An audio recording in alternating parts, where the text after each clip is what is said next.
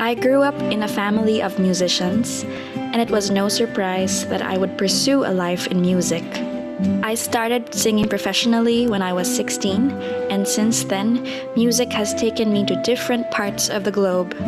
After graduating at the University of the Philippines College of Music, I was quite unstoppable. I was living my dream.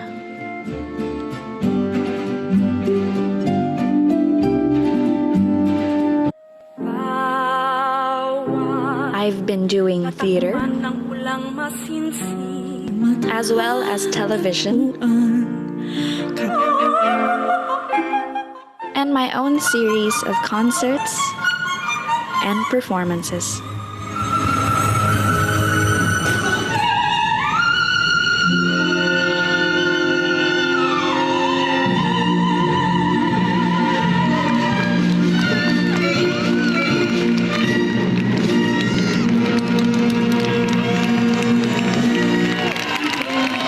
I divide my time as a classical singer and a songwriter. Music is my life, and I want to touch as much lives as I can through the songs I write and sing.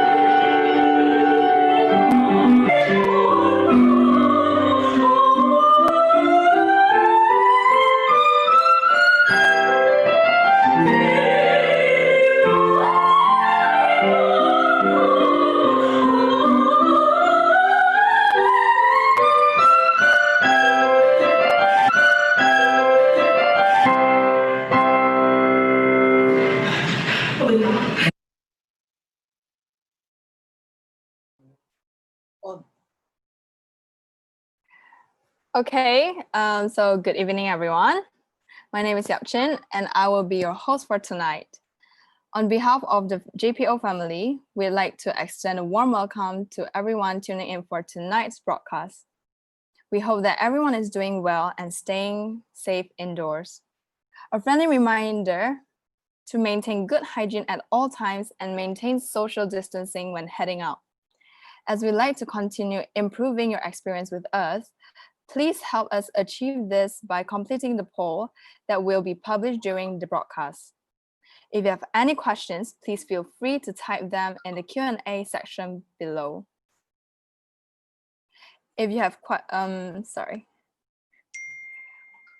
To anyone who is interested in sharing tonight's broadcast, a live feed will be shared on the JPO Facebook page, and a recording of the webinar will also be uploaded on the page. Okay, tonight's seminar features Miss Lara Maigue, with her topic being building a career in music. As our JPO family attendees are mostly students ranging from primary school to college, their parents and their teachers, the sharing of knowledge and advice you have for all of us is invaluable and greatly appreciated. The JPO is very honored to have Miss Lara join in as our guest for tonight. I hope that you will all join me in giving her a warm welcome. Hi, Miss Lara. Hi, How are you? I'm very good. I am living life in quarantine, same as you. Okay, good. Okay, so now I will talk a little bit about our guest speaker. Lara Maigue is a graduate of the University of Philippines College of Music, major in voice. She was recognized as the Best Female Classical Performer for 2017 and Best Female Crossover Artist for 2018 of the Aliu Entertainment Awards Foundation. She also won Best Jazz Recording at the 2019 Awit Sing Awards. Lara's musical repertoire consists of sing opera, Kundiman Filipino love songs, jazz, Broadway, as well as her own original compositions. Over the past several years, Lara has performed with the ABS-CBN Philharmonic Orchestra, Philippine Philharmonic Orchestra, the Manila Symphony Orchestra, the Manila Philharmonic Orchestra, UP Symphony Orchestra, and the UP Jazz Ensemble in different concert halls all over the Philippines, including the Cultural Center of the Philippines.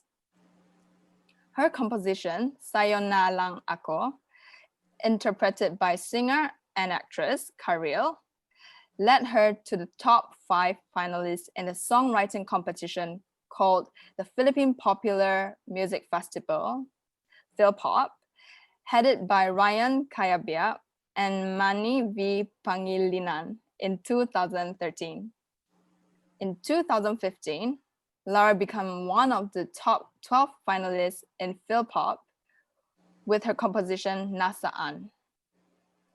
Prior to her becoming a finalist, Lara also wrote teleserie, a television drama, and movie-themed songs interpreted by some of the Philippines' known recording artists, including Eric Santos, Jaya, and Regine Velasquez Alcacid. In recent years, she has performed alongside Gary Valenciano in his Gary V Presents series at the opening number of Regine Velasquez Alcacid's 30th anniversary concert. She was also a finalist of the Singapore Lyric Opera Asian Vocal Competition in 2018 and was chosen to participate in Sumi Jo's masterclass during the 2018 Hong Kong International Operatic Singing Competition, where she was praised by the Grammy Award-winning soprano for her supernatural high notes. Before the close of 2019, Lara released her eponymous debut album under Star Music, containing 4 original compositions and 3 adaptations, 2 of which are in English and the rest in Filipino. Lara recently finished a 10-city Asian tour, including performances in the Middle East. She currently divides her time as a performer and as managing partner in her family's music school, the MMS, which is Maigue Music Studio. And also, she was supposed to perform musicals along with other Filipino vocalists with SSO, which is Singapore Symphony Orchestra, on 3rd of April, but was cancelled due to the pandemic. So, Miss Lara, how are you handling life in quarantine?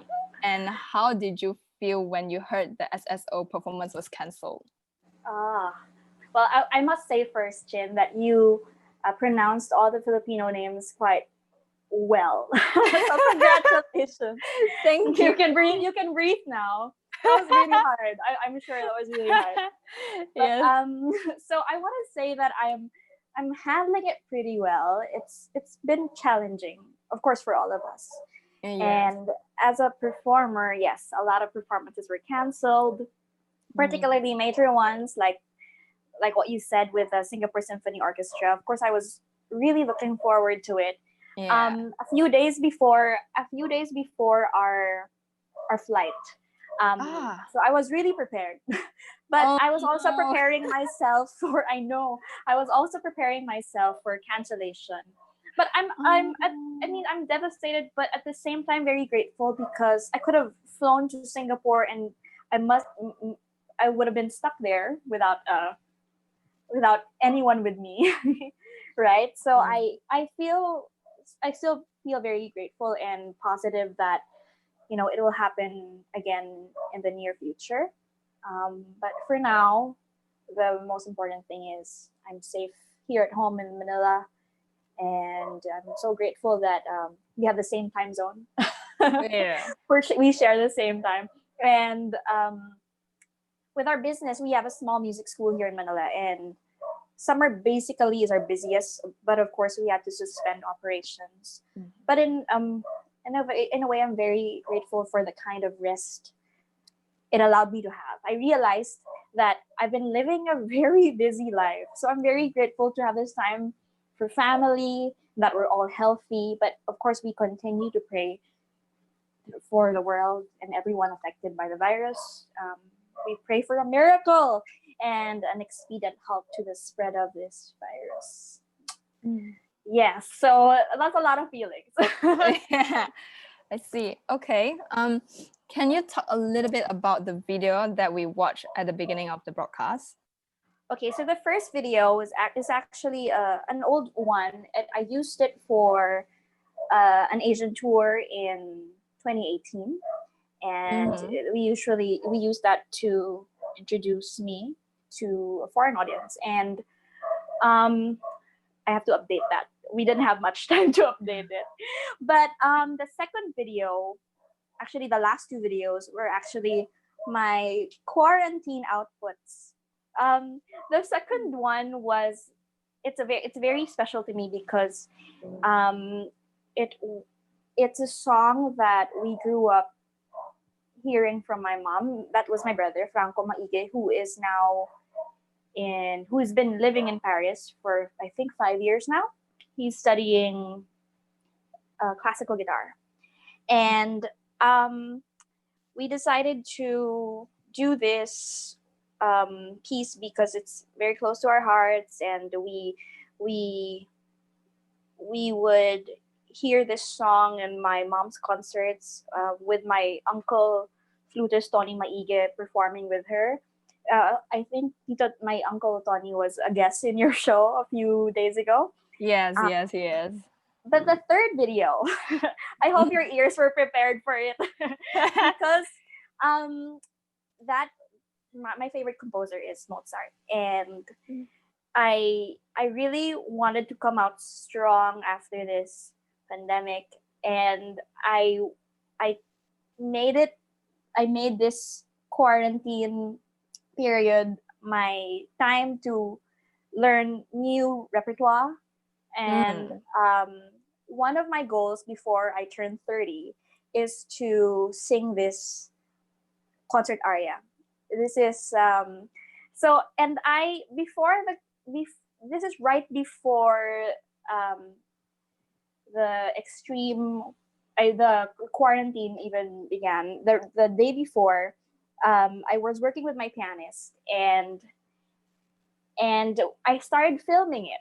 I started filming the whole rehearsal, and it turned out to be so funny because it's really what goes through rehearsals. What Yes.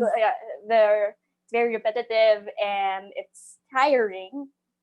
And but Yeah. I s- and then I decided to edit it because I had time, and then I uploaded it on Facebook and eventually on YouTube. And then I was so surprised with the response.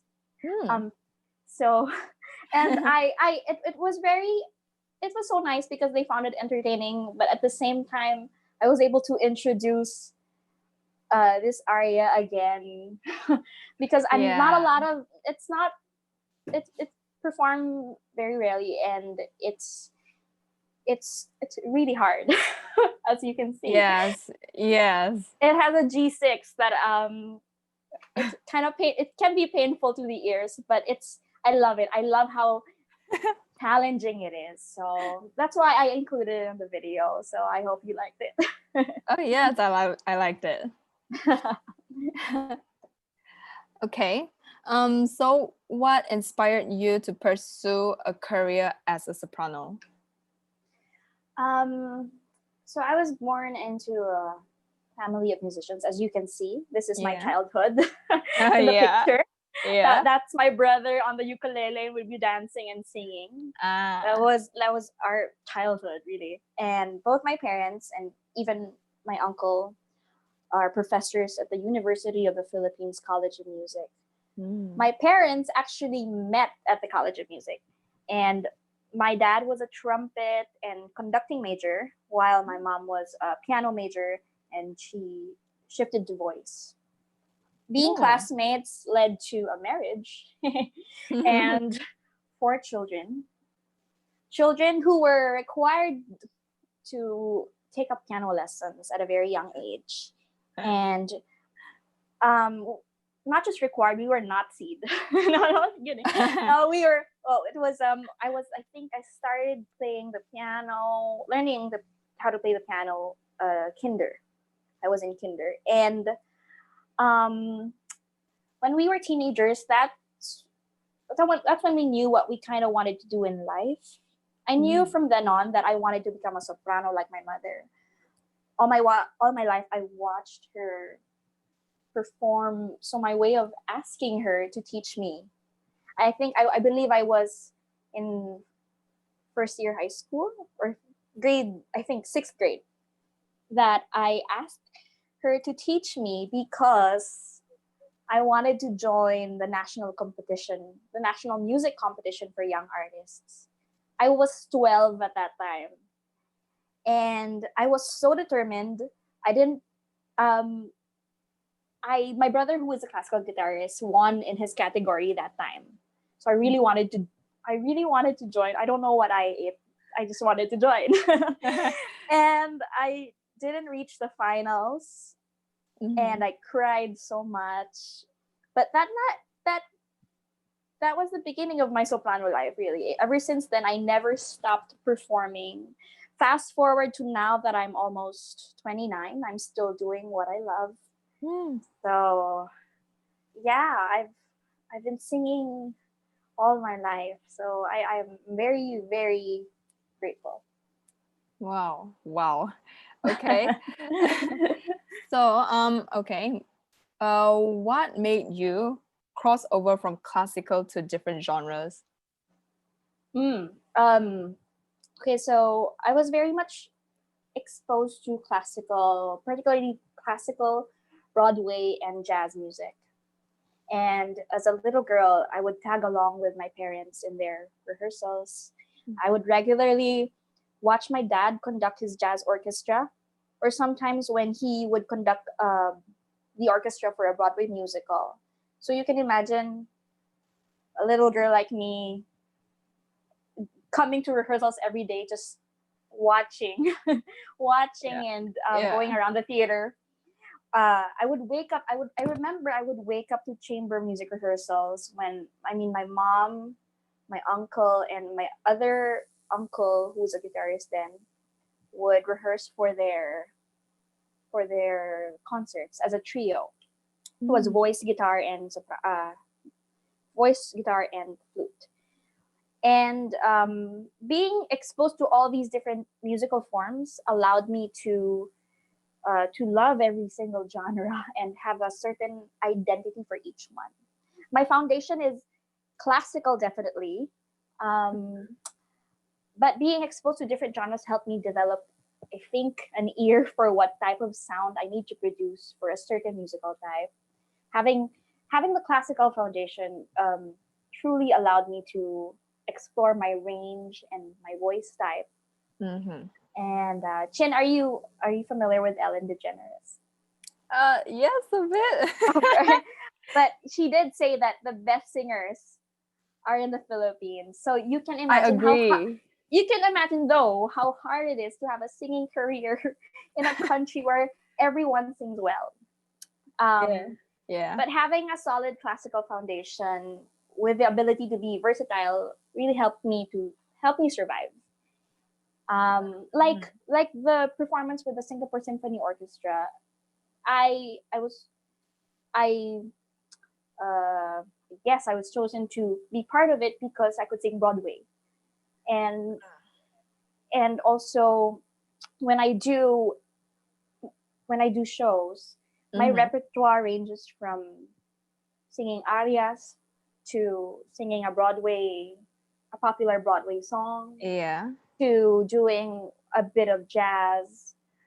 But so I think I don't know, I have fun doing all of these in one show, and I think it keeps people interested.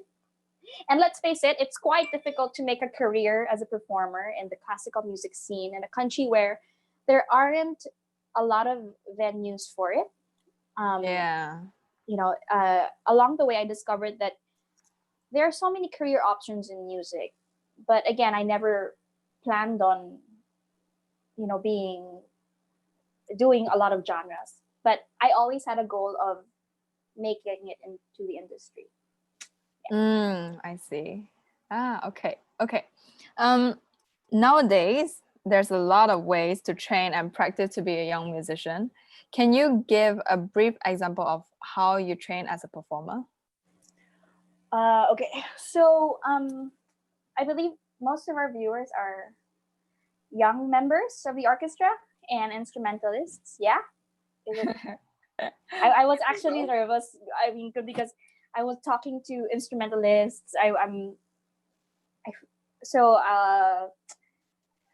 want to emphasize the training that I value so much outside the practice room. We all have a very good idea already of, warming up, setting aside hours in a day for practice, training for lessons. But I want to emphasize the value of training outside all these hours in the practice room, because we're all aware already of how it is to be a classical musician, right? So I concluded this just today. I came up with a 3 P's. I said letter P. So I'll start with my first P, the performance. Okay. I think it's very important that I train myself with, I mean, beyond the learning an aria, I have to train myself practicing it with an audience. So, so for me, it's very, very important to have a practice audience. I remember when I think it was 2 years ago already, that I joined the ASEAN vocal competition in Singapore. And during the finals, I chose another Mozart concert aria. Mhm. And while I was singing it, I realized that I haven't performed it enough. It felt so raw to me that Yeah. like I should have performed this more before using it in a competition. Mm. So a practice audience, I think, is very important in Mhm. training yourself to perform and getting rid of the nerves and the Yeah. jitters. Yes. And when I mean by practice audience, it could be your relatives. Yeah. I think that was a good training for me. I think you would understand because you're in a Yeah. family of musicians as well, and Mhm. it helps if you perform it first in front of an audience before a bigger audience, or like before competing. Mhm. Also, taking videos. Okay, another part of performance training would be taking videos of your performances to keep track Yeah. of your progress, your Mhm. practice, or um, I think it's so easy for us now to record ourselves. We all have smartphones. We all have access to to video recording, Mhm. and so I think it's very important to see your imperfections on video. Yeah. Okay. Also, part of performance training would be practicing how you talk, how you practicing your speech when you explain your piece in front of an audience. I think it's a very there's this one thing that I learned from my mother that Mhm. stuck with me. We're encouraged whenever we do small concerts. I mean, with a small audience. I mean, or Mhm. very intimate ones. It's nice that your audience have an idea of what you're playing, what you're singing, especially if it's another language, or where this piece, how this piece was um, composed by the composer. I mean, and it would be great if you learn how to talk to people and to. I remember telling my brother during one of his recitals, stop saying He said he keeps in between sentences he would be like so serio after this so it will be nice if you also, aside from your piece, you practice how you talk to your audience, and Mm. I guarantee you that it will help get rid of some jitters. I can't totally promise that you will get rid of it all. What else? Training yourself to look your best in every performance. Knowing how to dress up, knowing how to look presentable. I I, I know these are simple tips or like simple things, but it really became a big part of my training because you want to look your best and you want to sound the best. Yeah. And okay, what else? I listed out here. Okay, and how do you do that? Also, how do you train yourself to look your best? We have access to YouTube videos, right? Everything is Mhm. there. Everything is there. It's nice to. What I do is I look at the sopranos that I love watching, and I see how they present themselves, Yeah. how they stand, how every little thing counts. Um, okay, I also, part of the performance training is having a routine before and after a performance. Mhm. Why? Because to avoid anything that may go wrong. Uh, Okay, so how do I train myself to do that? Before uh before singing, I really plan what time I'll eat. what oh. I'll eat, what time I'll eat, what time I will eat, what time I'll brush my teeth.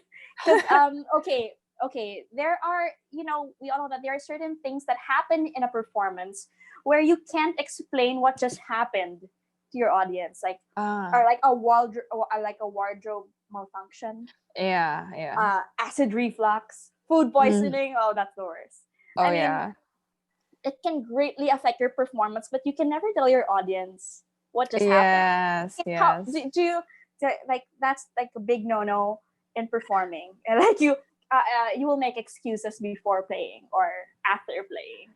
Yeah. So I really try to avoid that kind of situation. So I plan what I'll eat. I'll make sure I won't eat spicy food, or I nothing creamy, so I won't get acid reflux while performing. And I'll make sure that I have extra clothes. I brought extra clothes because there are many times that my wardrobe um I have so much stories to tell about wardrobe malfunction. And I learned early on in life how to handle those things. What else? So I can't perform with um if my breath is not fresh. I think I perform better when I brush my teeth. I see. Okay. Okay, but anyway, also part of my last year for my performance training, um I participate in master classes, and even though I'm very busy with my work and performing, I try to join competitions because it keeps me focused on the things I should be focused on. Like if I really want to work on this area, I need to push myself. I need to enter a competition. And even though I don't make it, I learn something every time. And now competitions require you to submit videos. And Yes. so that's a really hard thing to do, by the way, because you're never satisfied with your video, with your audition video. Yes. So it's always good to prepare yourself for that. So yeah, I think you know what I mean. Oh Like yeah. this masterclass that I did with Sumijo, that was really because I had to audition for it, and I was so happy I got in that I it was I think I would that experience was life changing, and um I was able to learn a lot about myself more than in singing, because I was so pressured to be in a foreign country and to be with a Grammy Award winning soprano Yeah. coaching. So pressured, but I was able to handle it well, and all I needed was this training that I have, which is like I've sung that aria so many times. So I was like um, confident to present it to someone like her. Okay, that was underperformance. The other P is professionalism.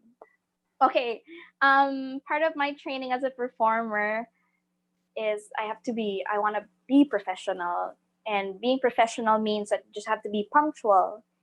And first, in a rehearsal, first day of rehearsal, it's better to be there before the time agreed on. Like you they say that you're late already when you're on time. Yeah. I heard that. Better be there earlier. Yeah. And first impressions are very crucial.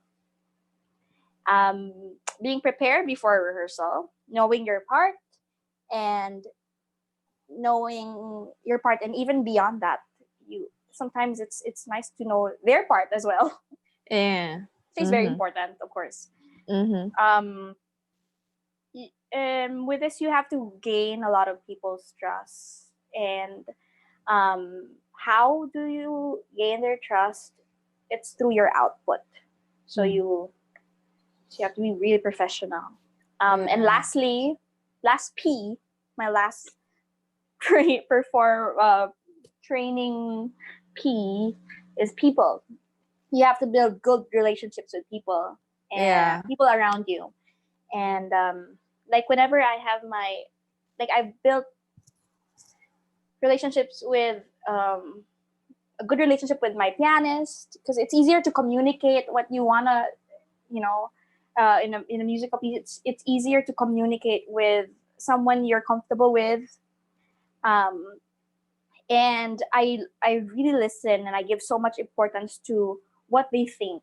Like um, let's say my brother, I really give value to his what he like. I ask him if this track is okay. If I recorded this track, and I would ask, um, how is it for you? Is the intonation okay? Or like Mhm. my boyfriend is a cellist, and Ah. it helps that I get a lot of feedback from someone, from a string player, and someone who's from the Yeah. someone from the orchestra, Mm. and of course my mom and my dad. I'm they and I think also part of the training in people is you have to know your audience well. Mhm. Especially whenever I perform, I make sure I ask, like, who who are my audience, like are they age range sometimes, and where are they coming from, and because it helps a lot. It helps me communicate with them better. Mhm. And lastly, just be kind. Be kind to people. Be kind to Yeah. yourself. Yeah. I hope that helped a lot. Like that's how I perform. How I've trained myself all these years with those 3 P's: performance, professionalism, and people. I hope that that uh, would help any one of our young audience members. Okay. Okay. So, what are the challenges in building a career in music? Okay, starting out will always be a challenge. So you have to prepare Yeah. yourself physically, mentally, and emotionally. Um, and I always hang on to my whys, WHY. Like, why do I want Oh this? yeah. What Yeah. do I want to get from doing this? What do I Mhm. want to achieve? What's my goal? Um, Also, a challenge is one of the challenges in building a career in music would be knowing your identity as a musician. It takes a while for you to really know who you are as a performer, and it takes a lot of experience. Yeah. Something that you'll find out along the way. Also, a challenge would be insecurity. You know, you tend to compare Mm. yourself to others who Yes. are already more advanced, and you tend I with me, one of my challenges was like, when I do different genres, I used to be afraid of being judged by people who are in the classical world, like who are Yeah. the purists. But you know what, I told myself, I just have to do well in everything that I do. Like if I'm doing a different genre, or if I am crossover, like I do a crossover, like classical to pop, I have to do it well, and I have to be convinced. I have to convince myself, and I have to only please myself with regards to, like, is it good enough, or it really takes a toll on you. Like insecurity Yeah. really is hard to manage, but you'll get over it if you have a goal, you're focused on your goal, and you what do you call this, you know what you want to achieve from it. Yeah. Oh, I get, are you relating to this very much? Yes. I see your Yeah. face. I understand how you feel. Okay. So, what made you grow as a musician? What made me grow as a musician? Failures made me grow, and a lot of rejection. Oh yes. I don't think I would have grown as a performer if I didn't face a lot of challenges. And I did tell you about joining a competition at 12 years old, and I was the youngest in my category. And that taught me a lot, because sometimes your relatives will tell you you're the best, but Yeah. you go through these competitions and you watch everybody else, and you know where you're standing. Yes. I And know. yes, so and also of course being criticized, Mm. that strengthened me as a performer. And also what made me grow as a musician, bad performances. Sometimes, of course, you learn from a bad performance. You Yeah. know that you didn't do, you know what you did wrong, Mm-hmm. and you have a chance to redeem yourself. You have a chance to correct things. Mm-hmm. So, and also, what made me grow as a musician, listening. Listening, valuing the advice of the musicians I trust. Yeah.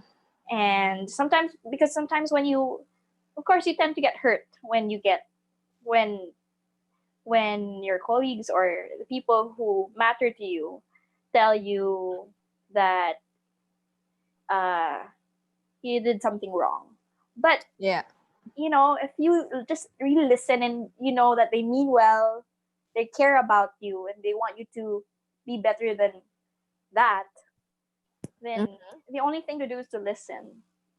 And lastly, I think fighting spirit.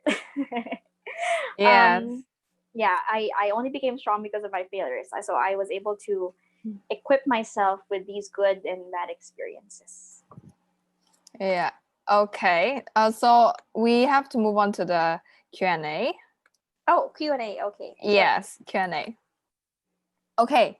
So this one was from Anonymous. So did you ever get into disagreements with your family members about music in various aspects, especially when you have a family full of musicians? Would you like to share with us some of your challenges and how you all come to an agreement? Okay. First challenge was when I was trying to enter the the University of the Philippines College of Music. Mm-hmm. Um, I was, because people think that when you're in a family of musicians, it's so it's they're like the access to learning is unlimited, but Yeah. not really. You tend to be okay. This is an example. I When I was going to take my exam for music theory, Mm-hmm. before taking the talent exam, I had to ask my brother this topic. And then when I asked him, he was like, "You still don't know that?" I felt so I insecure. I felt agree. so bad. I felt so bad because it's like, you're not on my side. You're judging me. so, so if you are in a family of musicians, or you a friend or someone who's close to you asks you for help, please don't react that way. Yeah. Disagreements a lot. Oh my gosh, I can write a book about it. My mom, I think, our personalities would clash a lot. Since I think we're soprano. We're both singers. We're both Mhm. performers, Yeah. and sometimes, and my mom was never the type where she would tell me, "You're so good." She's not like, she's the opposite, which I like. Yeah. I like that very much. I think that kept me grounded all these years. But Yeah. my mom would like after a performance, and I would feel so good about a performance, she would have something to say. Yes. She would always have something to say. Like, Yeah. Yeah. so but you know what? If you have to understand that they just care about you and they want you to be better than that. Yeah, I understand. So it's killing your pride. Yes, very. Yeah. Until now, I have to be honest. I still I prefer sometimes that my family would not watch. Uh, and but there are times where I want them to watch. Because I know that they're proud of me. They don't have to tell me that. They we're not that kind of family where we tell each other how proud we are of each other. We Yeah. just see it through, we hear it from others. Yes, I So agree. yeah, I like that question. It's very realistic. Next. Okay, this one is from Gregorio Atienza. Atienza. Hi, Sir Yeah. Greg. Okay, so who is your favorite soprano, favorite jazz singer, favorite crossover singer? Okay, nice. My favorite soprano, aside from my mother, would be right now I really love Sabine Devielle. She's a French soprano, and why I love her, because she's a coloratura like me, a coloratura soprano, and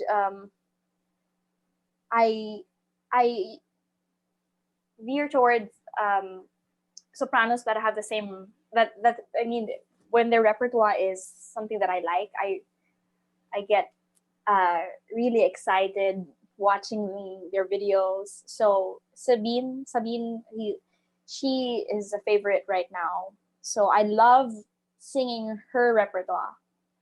That's a lot of Mozart, a lot of French. Like, I have to work on my French, by the way. My favorite jazz singer, I have so much. I actually love jazz standards. So, of course, Ella Fitzgerald will always be there. And with the jazz singers now, I think, well, I Sammy Davis. I love Sammy Davis. I love what do you call this? Wynton Marsalis. She's a trumpet player. And I remember my dad bringing me to a Wynton Marsalis concert when he was here in the Philippines. So that changed, like that made me fall in love more with jazz. My favorite crossover, there are not a lot, but I like this girl called named Lara Maigue. Just kidding. No, I'm not kidding. I like I grew up watching or loving Charlie Church. I don't know, Chin, if you were born already that time. Charlie Church was like the what do you call this? I can't compare to anyone right now, but she was a young soprano, and she inspired me to sing classical as Charlotte Church. Yeah. Thank you for that wonderful question, Sir Greg. Okay, move on to the next one. From Anonymous, we don't know. So, hi Lara, what would be your biggest challenge in your musical career so far? Biggest challenge would be going back to work because we don't know when work will be allowed to do, especially for musicians like us. We might be the last to gain work again because our work, performers, our work revolves around interaction with an audience, traveling, and all these things that COVID-19 will not permit. Yeah. And so that's the challenge. I actually have I'm supposed to have a performance in Vietnam soon because COVID-19 they were able to contain it. I think I don't know if they're COVID free already, but given the situation where there will be limited flights available, and of course extreme safety measures. I don't know if that's going to happen. So I'm really projecting next year to be a time for going back to work. Hopefully. I know a lot of people can relate. Yes. Okay. Now this one is from John Harvey. Hi, John Harvey. Yeah. So do you have any plans to tour Europe, especially the UK? Well, I think I've seen your comment, John Harvey, in my Facebook page before. Of course, I'd love to. I'd love to. But right now I'm kind of dreaming. I'm just dreaming about it. But of course, now that we're in quarantine, you tend to reflect on what you really want to do in life, what you really want to focus on. And I realized how much I love traveling and performing for different audiences around the globe. It's been incredible how things have been before the pandemic started. And I remember last December, I was singing with the University of the Philippines Symphony Orchestra. There was an outdoor concert, and I was singing an aria, but at the back of my head, I have to catch a flight going to the Middle East. I had to go to Saudi Arabia for a performance. And you can imagine, from Saudi Arabia, I had to go to Malaysia. To Hong Kong. I'm so sorry. To Hong Kong. That was my life. Before COVID-19. So now that I get to reflect on the things that I want to do, of course, I would love to tour again, especially in Europe. Because the last time I was in Europe, I was 19. I had a solo performance in Italy. That was such a long time ago, so I really want to go back and hopefully go to the UK for the first time. Okay, move on to the next one from Charmaine Vidalon. I know these people, huh? Okay, so how do you feel being looked up to, especially as a woman of success, intellect, talent, and cooking skills on the side? Please, Charmaine. Okay. Wow. What a hard question, because I feel very, very grateful to you guys. I mean, those who are watching and asking me these questions, because I never felt like I feel like they look at me as an older sister. They view me as an older sister, and how do I feel? I feel wonderful, but sometimes, most of the time, I feel that I don't deserve it. But and I don't deserve it because I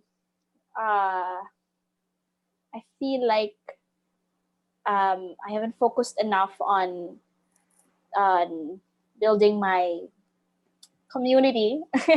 My I don't know how to say it, but it's I just really feel grateful that I have a very good support system, especially wonderful women like Charmaine, who support me, who have been supporting me ever since. And I just want to take this opportunity to say thank you.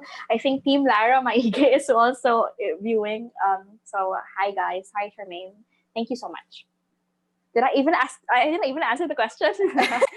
But yeah, I hope that I continue to inspire, and I'll work harder for you. I'll work harder to be an inspiring role model for you. Okay, move on to the next one. Rodilyn Mary Pelobello. Hi, Ron. Okay. Okay, so what is your most favorite Mozart piece? Haha. Oh my gosh, so many. Vorrei spiegarvi odio. Sorry, I have the tendency to blurt out in song. But it's the most beautiful melody. And Vorrei spiegarvi odio, I think it's a concert aria. And I used it as a competition piece. And I felt like I needed more time to work on my breathing because of that aria. So that's my ultimate favorite Mozart. I can listen to it on loop all day. Oh. Okay, the other question, again from Gregorio Atienza.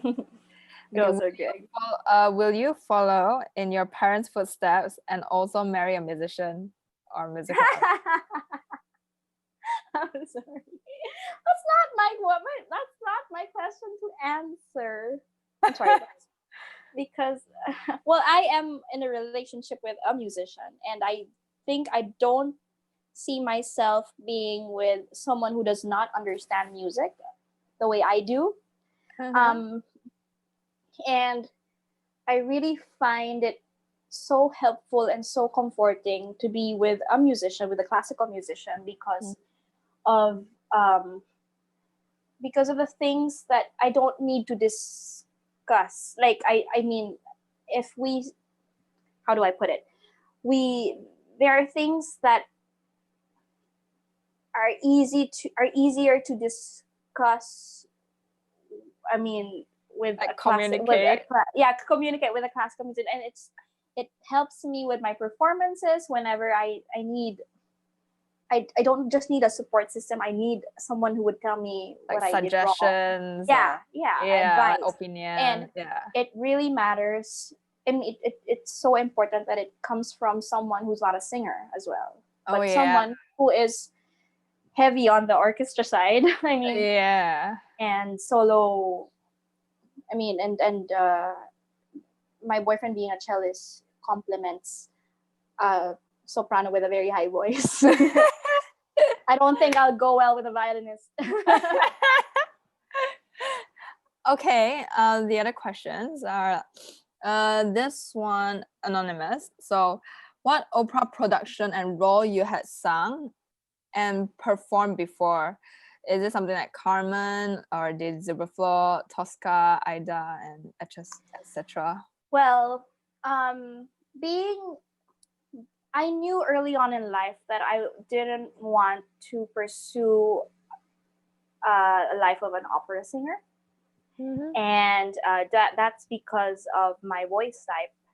And my mom actually had a talk with me before because at an early age I really wanted to sing all these Puccini arias, and but it's too heavy. I have a very light lyric coloratura voice type, and even though I'm even though there are arias and there are opera roles that would probably fit my voice, I'm just not confident enough, and I didn't set it as a goal to do opera productions. But I have done, aside from excerpts, I have, because I'm only confident to do excerpts because because of my certain voice type, and also the last production I did was a contemporary opera by Giancarlo Menotti.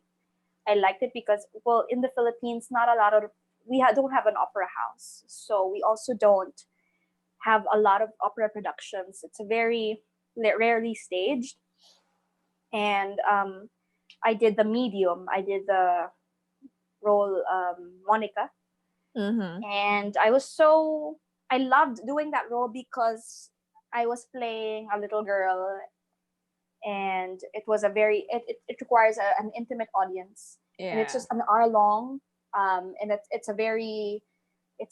story is so interesting.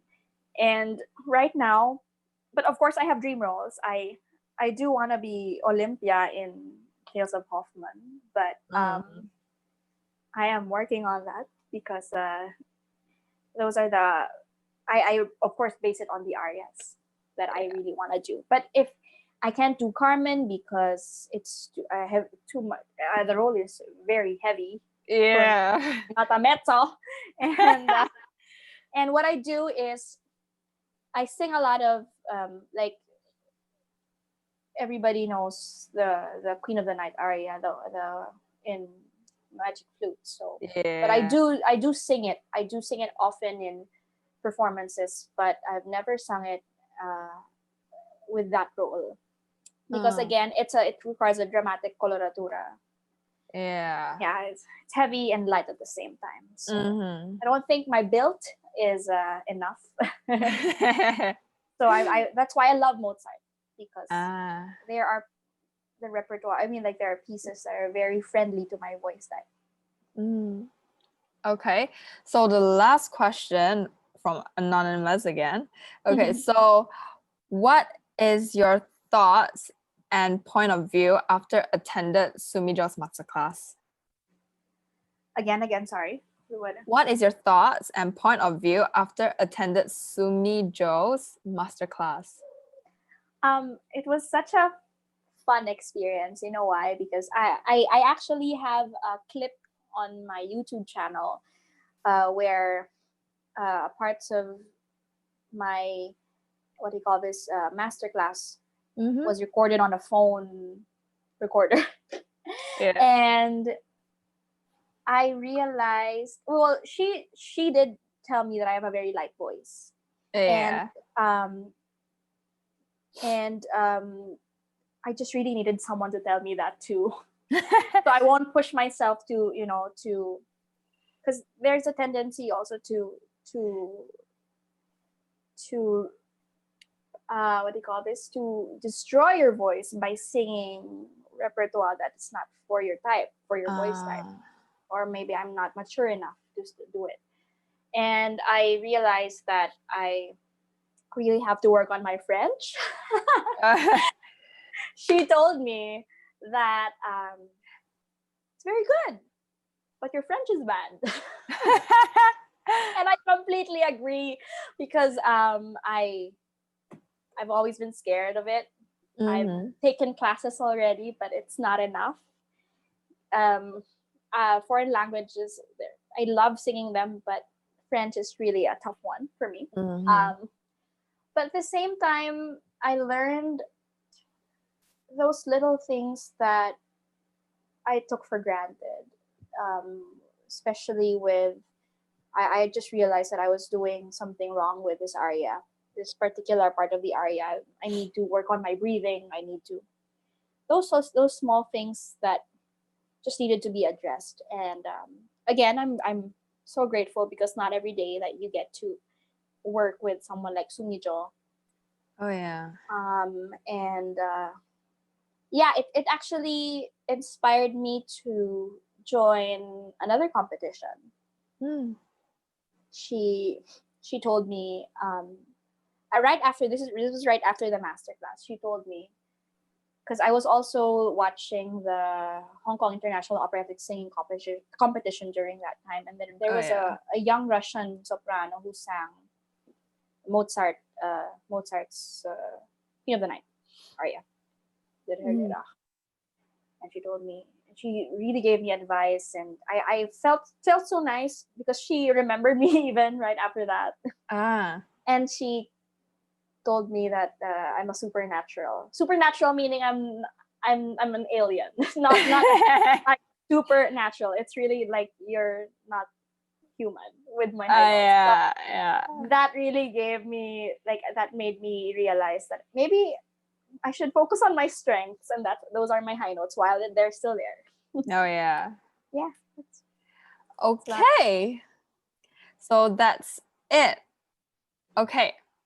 So on behalf of JPO, we would like to thank you for dedicating your time and energy into this interview, despite of the pandemic that is happening right now. Thank you so much. We will also like to thank everyone who has attended and supported this program. You guys have been great. I hope you guys got the answers you wanted. So for those who are, this broadcast will be on every Wednesday and Sunday night at the same time until further notice. Now I will end with prayer. Please pray in whatever faith you believe in for the COVID-19. Okay. Dear Lord, thank you for giving us the opportunity to come together, continue running this program at a moment like this. I want to pray for the nurse and doctors from around the world who has been constantly treating patients with COVID-19. And I hope people who diagnosed with COVID-19 will get better soon. Lastly, I pray for our safety and health, and may in the future there be peace within. In Jesus' name I pray, amen. Amen. Yeah. Okay, thank you everyone, and thank you, Miss Lara. Thank you for so having us much. today. Yay! And thank you, congratulations, Jen. Thank you. Thank you. Yeah. Okay, so bye-bye. Bye.